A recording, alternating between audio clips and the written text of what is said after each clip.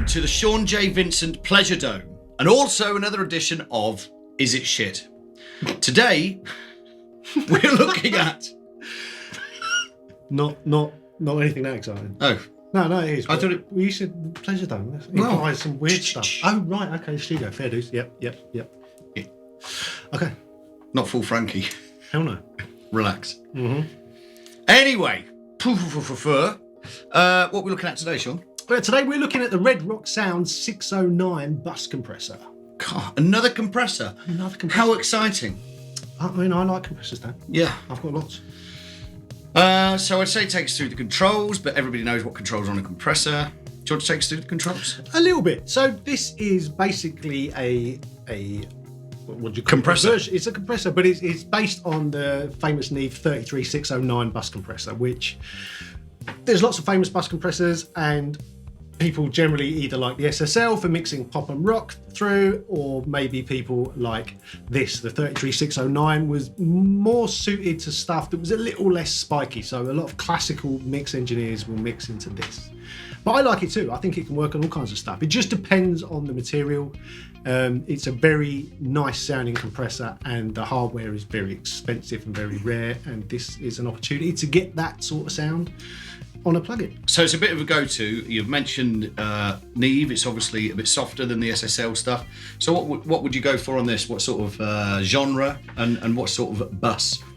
I think it's really nice to use on a string bus, maybe if you've got a string section or orchestral stuff or synths. Anything that is maybe a little bit less transient. I wouldn't use it on a drum bus necessarily, although I'm sure it will do that. It's just not what I would do with it. But I think as an alternative bus compressor, it's good to have an SSL, I think, for me. But this is a really nice alternative to use for a slightly different sound. Very cool, very cool. What's your favourite thing about it? It's this particular one or the actual one? I thought you were going to say it. Oh, it scales. Yeah, it does. And that's. It hasn't got a visual representation, and it scales. Sean loves it. I do love it. It scales. I love the fact you can make it any size you want on the screen. I think that's important these days. It's good. The controls are very simple. Unlike the actual hardware, the limiter section is missing. But it's got saturation. It's got a wet, dry, and mix control, which we like. We like those. But just because it allows you to do the parallel compression thing without having to get involved in setting that up. Any parallel. Yeah, so it's really... Do you know what I like about this? What do you like about it? I like that Rock Sound are experimenting with payment options. They are. Now, we're not big fans of the whole subscription thing. No, we're not. But you can get this on subscription. Guess how much for? Go on, guess. Have a guess. Don't read it. £1 a month. £1 a month. Is it? £1 a month, mate. £1 a month, and you can get this on subscription. Cool. £4 a month. Yeah. You can get all their plugins. Oh, I thought you were going to say you could have it for 4 months. Well, you sort of can. Okay. So how much to buy? I think it's like 11 or 12 quid, but they don't let you buy it as such. So you basically sign up for this thing where you pay 11 or 12 pounds a month, and every month you get a plugin.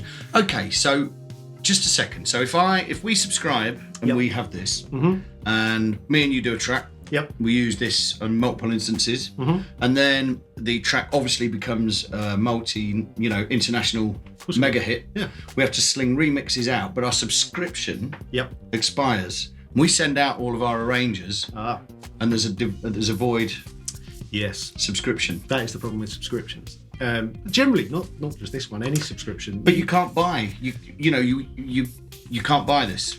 You can buy it. Yeah, it's a weird way they go about it, but yeah, you can buy it. But that's the thing. I always prefer to buy rather than subscribe, because sometimes you might want to mothball your system.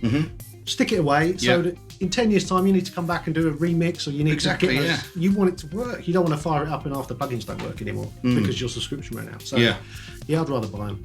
Okay, so Red Rock Sound 609. Yeah, is it shit? No, it's really, really good. I was really surprised, to be honest. It's because it's so cheap.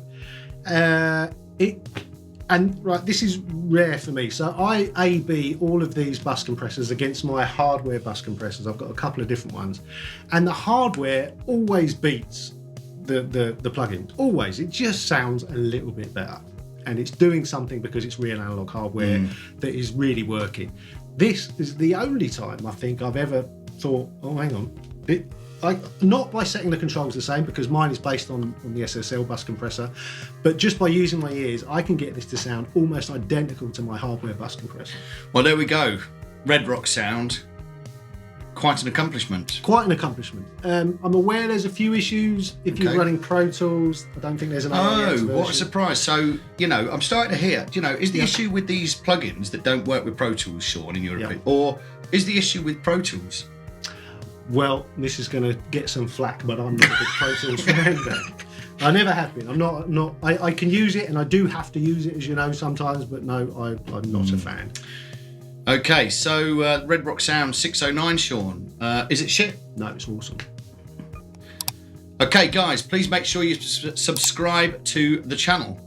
Do that, because then you'll know whenever we put out a new video, and you can laugh at us getting our words wrong and generally making dicks of ourselves online to promote other people's work. Yeah, thanks, Sean. No worries.